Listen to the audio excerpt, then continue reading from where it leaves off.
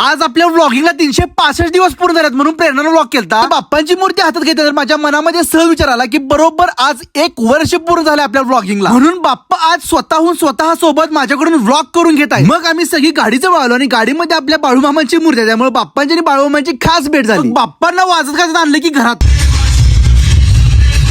आम्ही आतापर्यंत साधा गणपतीचा फोटो पण दाखवला होता, त्यामुळे घरातली सगळीजण अशी गुलदस्त्यात होती. मग घेणं चालू केला की फोडका विभाग गणपती आलेला आहे. कसा आहे आमचा व्लॉगर हळूहळू ट्राय करायला. आणि याच वर्षी अजून एक सगळ्यात महत्वाची गोष्ट आमच्या घरामध्ये घडल्या ती बघा. मागच्या वर्षी गणपती म्हटलं मी आता हे आठवून चाललोय, पुढच्या वर्षी ते रेडी कार्ड देणार आहे. पुढच्या वर्षी बाल गणेश बरोबर. आता फादरांनी म्हणलेला ह्यो विषय कोणा जर कळाला असेल तर त्याला सल्यूट आहे. अजून पण घरातल्यांना आम्ही बाप्पांची मूर्ती दाखवली नाही, आजी अजून पण पूजा बिजा करायला सगळा विषय.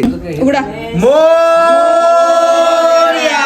सगळ्यांचा चेहरा कधी बघण्यासारखं झालं. आमचं कष्ट फिटलेलं तिथं. 24 वर्षात अशी कधी आम्ही मूर्ती आणली होती ती आज आणलेली. मग आजीने दृष्टी काढली, मग मूर्तीची प्रतिष्ठापना करून आरती केली, मग सगळ्यांची सामूहिक चर्चा. मग पुढच्या ब्लॉग मध्ये राजारामपुरी 100%.